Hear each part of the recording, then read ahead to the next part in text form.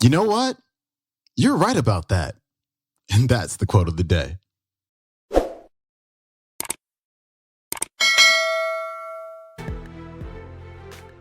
Welcome back to the Quote of the Day show. I'm your host, Sean Croxton of SeanCroxton.com. Hope you had an amazing Thanksgiving holiday weekend. You got a lot of gratitude in with your friends and your family. Our speaker today is the late, great Wayne Dyer, who gives us a really, really awesome tip on how to stay out of those silly disagreements that no one's ever going to win, like how to get out of it before it even starts. And so check it out. Here's Wayne Dyer.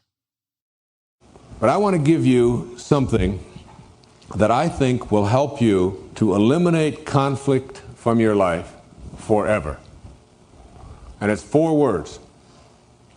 And I'd like you to memorize these 4 words. And you don't have to write them down because it's going to be very simple. But think about these 4 words, because if you practice using them, now you can use them anytime, with anyone, in any circumstance.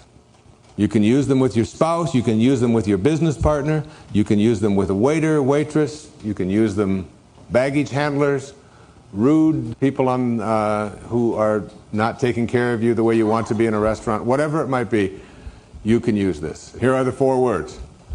Now you practice these, you use them on a daily basis, and after a while you don't even have to use the words, you can just hold up 4 fingers. And here they are. Ready? You're right about that. Okay?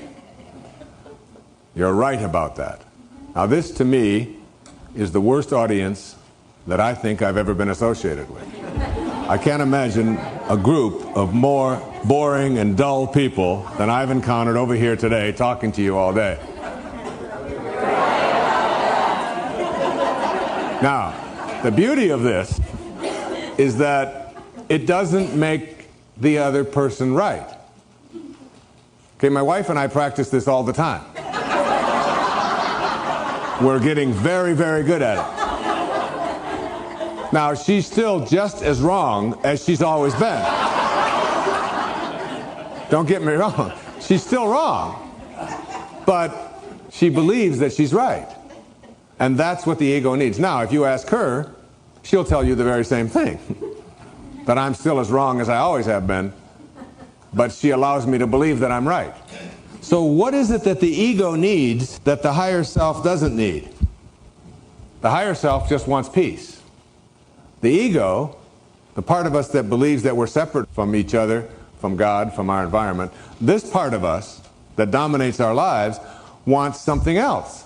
It wants to be right.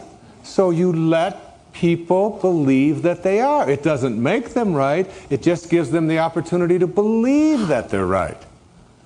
And it saves so much conflict in your life. Now, a lot of times my wife and I will just hold up 4 fingers. She'll say something, and rather than speaking, I'll just go like this and hold the 4 fingers up. And she says, you know, I really hate it when you do that. And I say, honey, you're right about that. I tell my kids all the time how right they are, you know. I just say, I follow them around and say, come on, say something stupid. I need some material. Let's put their hands on their hips and like... I was on CNN a while back, a few months ago. I was on with James Redfield, the author of the Celestine Prophecy, and Doreen Virtue, who's written some books on angels and so on. And we were appearing at an expo in Atlanta, and they asked the 3 of us if we would come down and do sort of a talk about the new spirituality and what it means in relationship to, quote, the old spirituality, as if there is new and old in this. I've always believed you can't organize spirituality anyway, and that a truth is a truth until you organize it. And then it often becomes a lie, because the organization of it becomes more important than what it was organized for in the first place, than the truth that is being organized. So you can't organize spirituality. But anyway, I said, sure, I'll come on. And I got on and I started talking about some of the things I'm talking about here in this program and so on. And the show's called Talk Back Live, and they have a live audience, and they were asking people. And I was getting phone calls from all of these compassionate, loving, kind people who are part of a fundamentalist philosophy, and people were calling in and telling me what a jerk I was, and how stupid I was, and how unreasonable I was, and you don't realize and don't understand, and you don't have it right. And it says here in this Bible, and it says in this way, and this is the way you ought to think. And there was a lot of that sort of coming at all of us for talking about things like love, kindness, compassion, as a way of living, rather than being too consumed with the organization and so on. People were calling in and getting violent and angry and threatening.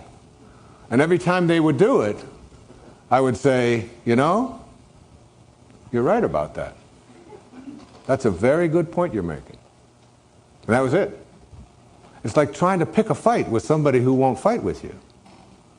When you don't allow yourself to let your ego rule, and instead you shift into a state in which you just allow people to believe that they're right. And I talked on that show on CNN about the 4 words that will end all conflict. And I got hundreds of pieces of mail about just that and how much it has helped people in their relationships. Just by simply stopping yourself before you're about to respond, asking yourself, do I want conflict or do I want peace?